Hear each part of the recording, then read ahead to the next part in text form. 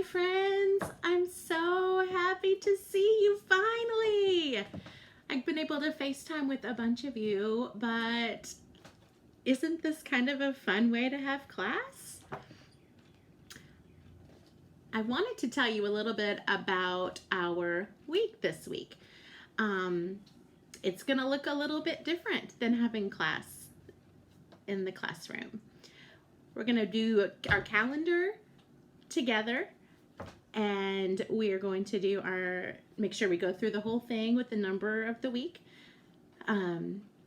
Today was the end of the pickup day, so I hope you all have your calendar books. I made you all a calendar book for April, and we will go through that together. And then I've got some books. I even brought home the next Ramona book so that we can go through that together. Thought you would enjoy that. And I'm going to do some other activities, but I wanted to tell you a little bit about what we're going to focus on this week. This week, we are going to learn about bunnies and rabbits.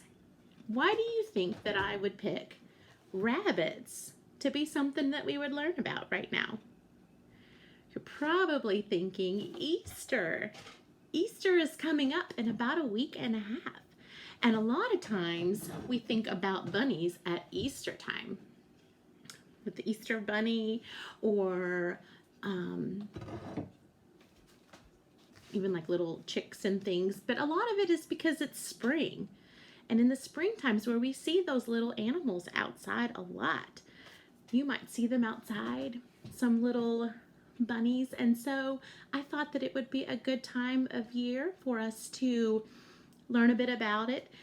We'll do maybe some Easter books, but I want us to learn about rabbits. I have owned 2 bunnies before as pets, and I really find them very interesting. I think they're so cute, and they're so fun, and they're really kind of funny. They do some funny things.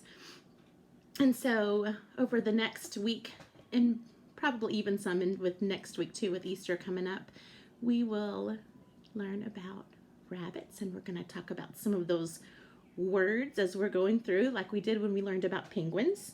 You know, we learned those vocabulary words like rookery and things like that. We're going to learn about those with rabbits. But I wanted to start today with my most favorite bunny book. And this is Leo the Lop.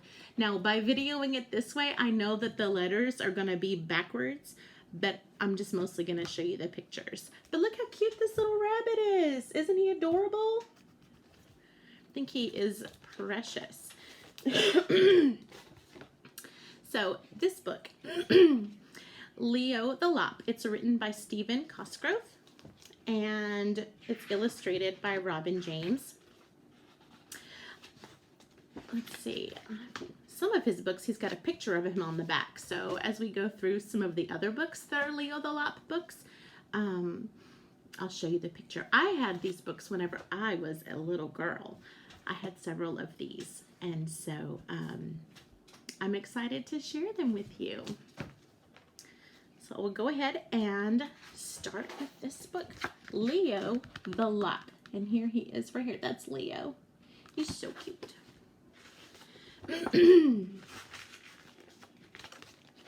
I'll turn it where you can see the picture. In the midst of twilight wonder, when evening shadows gently glided from branch to branch, all of the creatures of the forest softly began to fall asleep. And here you'll see the animals together, and they're slowly falling asleep. Squirrels dozed, warmly wrapped in their soft furry tails. Fawns, exhausted after frolicking in the meadows, slept contently, nestled near their parents. Birds of all feathers nodded gently on the branches of the trees, eyes blinking, hoping to dream of beautiful flight. So here they are, sleeping away.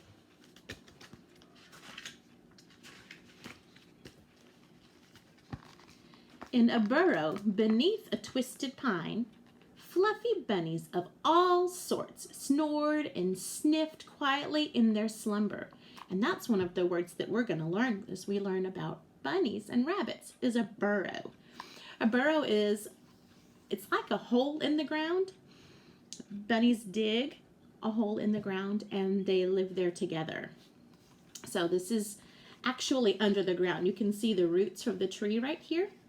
And so that helps us know that this is not just a little hole, but it's actually down underneath the ground. All of the rabbits were sleeping, except one lop-eared rabbit named Leo. He just couldn't fall asleep. He would twitch and pitch, trying desperately to fall asleep. But no matter how hard he tried, he couldn't forget one little thing that kept him awake. He was a cute, tiny rabbit. "Why couldn't I have been born a tough tiger?" he muttered as he rolled over for the 100th time. "Or a bad bear, or a mean muskrat. Anything but an itty-bitty fluffy bunny." Finally, with a sob, Leo rolled over and fell into a troubled sleep. Can you tell which one is Leo? It's this little one right here. Now, this book has called him a lop. The reason he's a lop is because his ears, you see them right here? His ears go down. A lot of times, bunnies have ears that go up. And he is a lop-eared rabbit. It seemed to Leo that he had been dreaming for just a moment when, like a crash of a cymbal, the sun brought the beginning of a new day. He slowly rubbed the sleep from his eyes, and he yawned once, stretched twice, and finally tumbled from his soft bed of moss.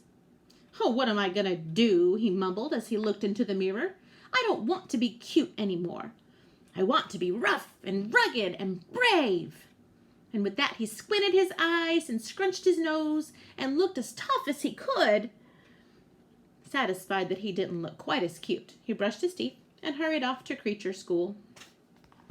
He's trying to look brave and tough right there, isn't he?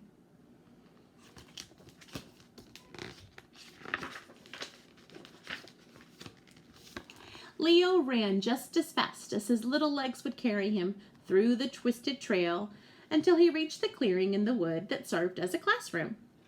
As usual, he was just a little bit late.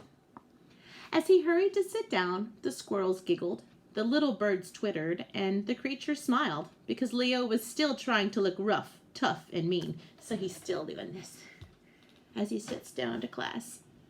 That would look kind of silly, wouldn't it? All the creatures were laughing except the old gray owl who sat on a branch at the head of the class. So here's the owl. The owl's like the teacher. Do you think he thinks that's super funny that everybody's laughing and looking at Leo? I bet not. Muttered the old owl as he covered up a smile. "Now that everyone is here, let's have our lesson for today. I would like for each of you to think of a word that best describes the way you look this morning." All of the creatures thought and thought, and one by one they each stood and told the old owl of the word they thought of. "We look feathery," chirped the birds. "I look brawny," rumbled the bear. And on they went, describing how they looked in a single word. They finally came to Leo. Leo took a deep breath, looked carefully about him, and then blurted out quickly, "I look brave."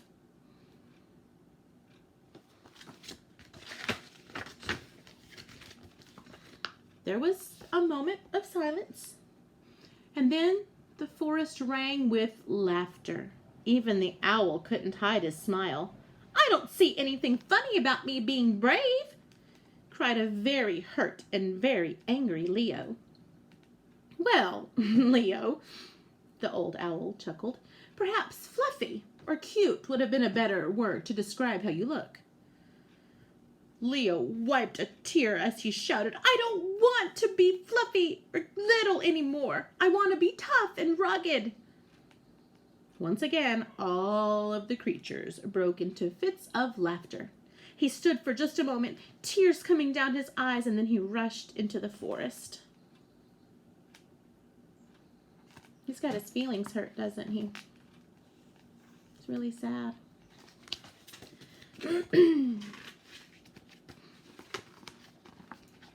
He wandered the forest for hours and hours. What do I have to do? He asked himself. Maybe if I shaved off all my fur, or I lifted weights, or something. He gazed into the calm waters of the stream, and he made ugly, tough faces. But even those couldn't make him forget the words like cute and fluffy. So he kept wandering farther and farther into the forest.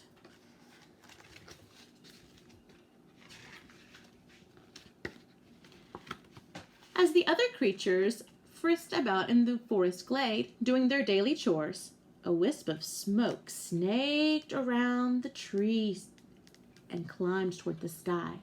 A brown squirrel sat on his haunches. That means like back on his back legs, his haunches. He sniffed the afternoon air. I smell smoke, but it's probably just a campfire, he thought, and then he continued on his way. By dusk, though, the wisps of smoke had turned into billowing clouds, and suddenly, all around the clearing, flames shot high into the air. It was a forest fire. All of the creatures began running about, packing up their nests, dashing here and there in absolute pandemonium. Fire! Fire! They all shouted. The old gray owl fluttered to the ground in the center of the glade and shouted, "Everybody just slow down! Don't panic!" The animals gathered around as the owl continued. "We must all be as calm as possible, and no one will get hurt. Now, is everyone here?" They all looked around, and someone said, "Looks like we're here. All of us except that little rabbit Leo." The owl thought for a moment and then said, "Well, we'll just have to hope he's outside the fire area. We have to leave now and move to safety." They all looked about the clearing, but by then the smoke was so thick, no one could see which way to go. They're all trying to go different directions. Now, Leo had been moping at the far edge of the forest when he first saw the columns of smoke. When it said he was moping, remember, he's in a bad mood. He's got his feelings hurt and he's sad, and so he's just kind of walking around like this. He's kind of mopey. "Oh no," he said. "That fire looks like it's burning right in the middle of the clearing where I live." He wondered for a moment about what he should do. And then rushed off towards the fire. He ran and ran until he ran out of breath, and then he ran some more. Finally, he reached the edge of the smoke and flames that enclosed the clearing where he lived. And to his dismay, he couldn't find any of his friends. "Oh dear," he thought, "they must be trapped inside." Without a second thought for his own safety, he crouched real low to the ground and began to follow the path into the clearing through the thick gray smoke. And here he is, crouching really low on the path.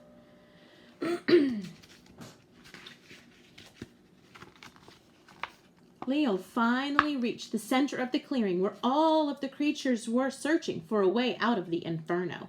Inferno is lots of fire and smoke, and it's really hot. So they're trying to get safe. "Quickly!" shouted Leo. "Everybody hold hands and follow me!" Leo looked so sure of himself and so unafraid that everyone followed him without question, and they were led safely through the heavy smoke towards safety.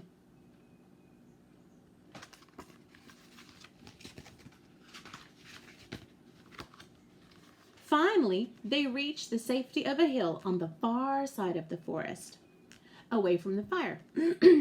All of the animals gathered around Leo, cheering and shouting. "Well," said the owl, "I was wrong about you and your chosen word. Today, you were certainly brave." "No," said Leo, blushing deeply. If it had not been for the fact that I was small, I wouldn't have gotten low enough to the ground to see the trail. I guess being cute and furry doesn't mean you can't be brave." With that, the other animals cheered Leo the brave and Leo the lion-hearted and continued their cheering far into the night.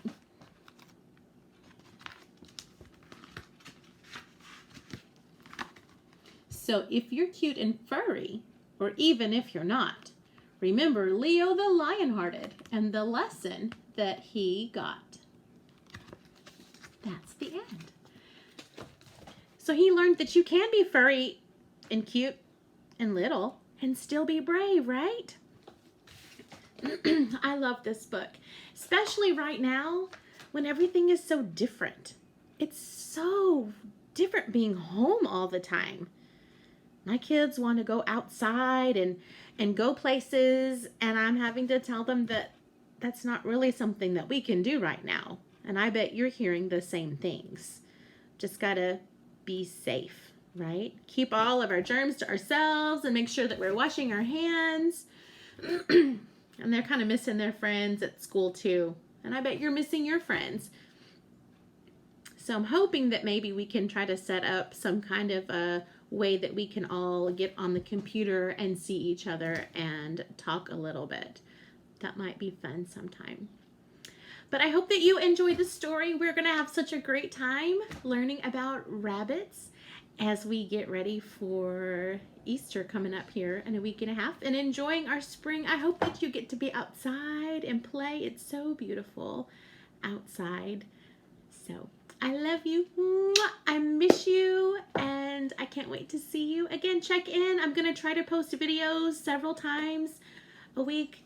I would like to say there'll be something new every day, but sometimes things happen, and you can check. I'm going to do my best. I love you.